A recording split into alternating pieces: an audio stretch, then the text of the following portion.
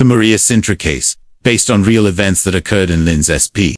Brazil. Early morning, August 25, 1968, the full moon illuminates the isolated hospital building, located 3 miles from the city. The silence of the early morning is absolute. Only the distant song of crickets breaks the stillness. Based on real events investigated by the Brazilian Air Force. Maria Jose Cintra, 49 years old, known as Dona Moriquina, a simple and devout woman, wakes up startled. It's approximately 5 a.m. She gets up, kneels beside the bed and begins her daily prayer. Suddenly, a strange sound erupts from outside. Something like metallic clicks, similar to the noise of a clutch or a handbrake being engaged. Maria frowns, intrigued. She stands up and walks to the window. Through the window, Maria glimpses a female figure standing in front of the sanatorium door. The woman wears a long, bright light blue cape with a hood that almost completely covers her head, leaving only half of her face visible. In her hands, she holds a shiny metallic object, a bottle approximately 8 inches tall. Maria shouting from the window, "Ma'am, wait there. I'll open the door for you." Maria hurries down the stairs, fixing her hair. She opens the heavy front door. The visitor stands there, motionless. Now closer, Maria can see her better. She's approximately 5'3" inches tall. Extremely pale skin, penetrating green eyes, appears to be about 30 years old. She wears a high-neck dress with long sleeves under the cape. On her head, a kind of bonnet made from the same shiny fabric as the cape. Maria solicitous, "Is this an admission case, ma'am? Do you need help?" The visitor responds in a completely incomprehensible language, guttural and strange sounds that Maria's never heard before. Maria looks at the metallic bottle in the woman's hands and immediately interprets the situation. Maria smiling, "Ah, you're thirsty. Come with me." Without waiting for a response, Maria gently takes the bottle from the visitor's hands and gestures for her to follow. The two walk side by side through the silent corridor. Maria, animated, talks non-stop while the visitor remains in absolute silence, only observing everything around her with apparent curiosity. "Maria, the water here is very good, you know. It comes from the well, nice and cold and fresh." They reach the water fountain. Maria fills the metallic bottle with water, and also a cup. The visitor drinks, emitting only sounds like hum hum hum, in response to Maria's comments. While drinking, the visitor directs her gaze to the glass door, where 2 automobiles are parked outside. She stares at the vehicles fixedly, with an expression of deep interest. Maria noticing the look, "Oh, those cars. That one there belongs to the doctor on duty, Dr. Silva, and the other one is the hospital administrators. Nice, aren't they?" The visitor continues observing, fascinated, but doesn't respond. The two return through the same corridor. Upon reaching the internal courtyard, the visitor takes the bottle from Maria's hands. Then, unexpectedly and affectionately, the visitor holds one of Maria's hands and with the other gives friendly pats on her back, while repeating 3 times, with an enigmatic smile, "Visitor Imbahuda." Imbahuda. Maria smiles, not understanding but feeling the genuine gratitude in the gesture. Maria, "Oh, you're welcome, my dear. It was a pleasure to help." The visitor moves away and, instead of heading toward the exit, walks in the opposite direction, entering the garden flower beds. Maria, confused, "Miss. The exit is this way. You're going the wrong way." Maria begins to close the door, but something makes her stop.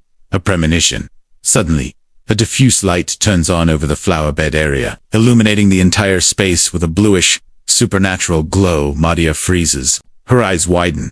Floating approximately 3 feet above the ground is an object shaped like an inverted pear, metallic and shining. Through one of the portholes or windows of the object, Maria can clearly see hands operating devices on an illuminated panel. Maria whispering, terrified, "My God in heaven, what is that?" The visitor walks calmly toward the object. An opening forms on the side of the craft. From inside, a hand extends, helping the woman enter. The object begins to emit the same clicks that Maria heard earlier. A soft hype hum fills the air. The craft rises vertically, quickly gaining altitude. Maria, paralyzed, begins to walk backward, unable to take her eyes off the spectacle. The object accelerates and disappears into the starry sky in a matter of seconds, leaving only a luminous trail. Maria screaming, hysterical, "Help! Wake up! Is anyone there? For the love of God!" Maria's legs give out. She feels involuntary urination and cold sweat running down her body. She staggers back to the door, screaming desperately. Lights turn on. Staff and patients begin to emerge from their rooms, frightened by the screams. The hospital administrator appears in his pajamas.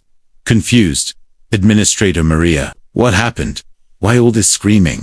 Maria crying, trembling, I saw it. I saw a flying saucer. A woman got inside it. I gave her water, I swear. Mr. Jose, I saw it.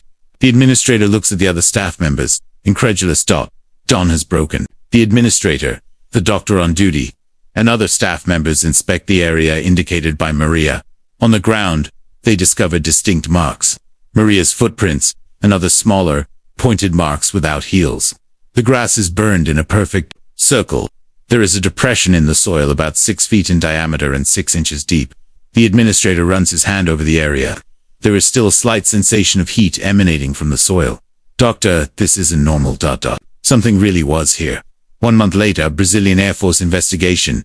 The humble house where Maria lives is a 45-minute walk from the hospital.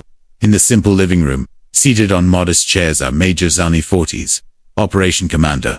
Military posture but understanding gaze. Sergeant Aragao 30s, Zani's subordinate, taking detailed notes. Sergeant Brandani 35s, and Lieutenant Carvalho 28s. From Fort Comar in São Paulo. Sergeant Horst 32s. From the FAB garrison in Boru. Maria is seated in front of them, nervous but determined. A tape recorder sits on the table. Major Zani, respectful Mrs. Maria V. We know you've told this story several times already, but I need you to repeat it for us, with as much detail as you can remember. You can relax. We're here to investigate, not to judge. Maria takes a deep breath and begins to recount everything again, her hands trembling slightly. Major Zoni photographs the marks on the ground. Even after a month, the vegetation has not grown in the place where the object landed. The burned circle remains visible and sterile. Zani kneels and collects soil samples in small labeled vials. Major Zani to Aragon. We'll send this to the Technological Institute of São Jose dos Campos. Lie 1. Complete analyses. Maria observes from a distance, accompanied by a female officer who plays the role of the visitor in the photographic reconstruction. Maria walks through the corridor with the investigators, retracing the path from that early morning. She points to the water fountain, explains each movement, demonstrates how the visitor gave pats on her back. Maria emotional. She was kind. You know, there was no malice. She just wanted water. And she thanked me. In her own way. Major Zani nods. Impressed by the consistency of the account, the investigators interview other witnesses. The doctor on duty, staff members who saw strange lights. The night before Maria's incident. Doctor, yes, I did see a ball of light in the sky. It was moving in an unnatural way. I thought it was a plane, but it didn't make sense. Maria is alone, looking out the window at the starry sky. In her hand, she holds a rosary. Maria voiceover. Reflective, I was completely perplexed by this incident.